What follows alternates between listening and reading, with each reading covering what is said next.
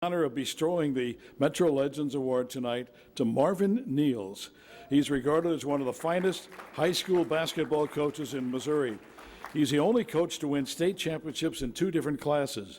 He's also the only active African-American coach in the Missouri Sports Hall of Fame in Springfield. Marvin coached Soldan to a 4A state title in 1981, later won 3 state championships at Cardinal Ritter. Marvin was a 3-sport star at Sumner: baseball, basketball, and football. At the 2011 NAACP Annual Freedom Dinner, Marvin received the Inspirational St. Louis Award. Tonight, the St. Louis Sports Hall of Fame honors him with the Metro Legends Award, and Mo Drummond will challenge Marvin to a game of horse and an interview.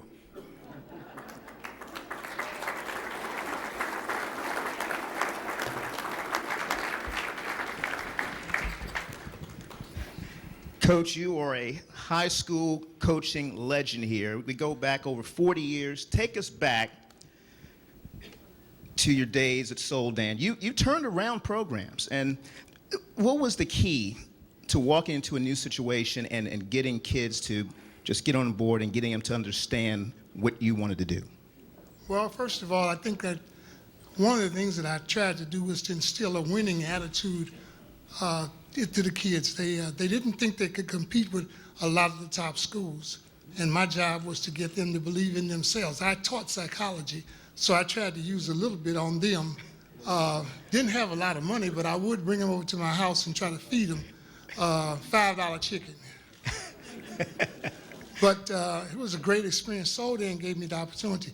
I started coaching at Vashon High School, where I spent 3 years, and we won the 71 state championship there. And I have 4 state championships instead of 3. And I started at Soldan in 72. And we had 1 undefeated season at Cardinal Ritter. We were 31-0. So just trying to instill in the kids the heart of a champion. Yeah. You're the only coach in the history of the state to win 2 state titles in 2 classes. Why is that record still standing? How tough was that to do? Well, I guess because some of the schools didn't have the number of kids. I was fortunate enough to coach at 2 schools, well, 1 large school and 1 small school. Tell me, too, about, Coach, when you look at today and all the challenges that kids have today, how were you able, just over the years, just spanning decades of just getting the most out of kids, and in each decade, things have changed. Kids have changed. How have you been able to keep kids focused over the years? Well, I think it's respect. I think you have to earn respect of the kids, and they know that, you know, what you believe in, and you believe in them, and you try to instill a winning attitude, you know, not only on the basketball court, but in the classroom. You've been a great role model for so many young people who are now adults. They have their own kids. And who were your role models back in the day?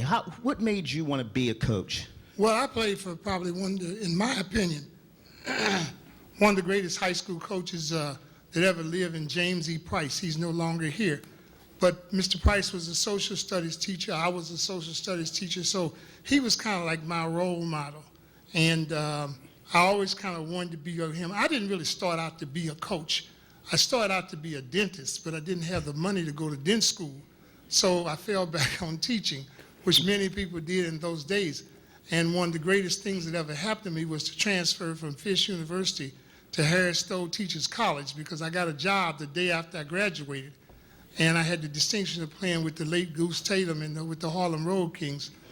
So once I got an education, you know, being like Mr. Price was kind of like my goal.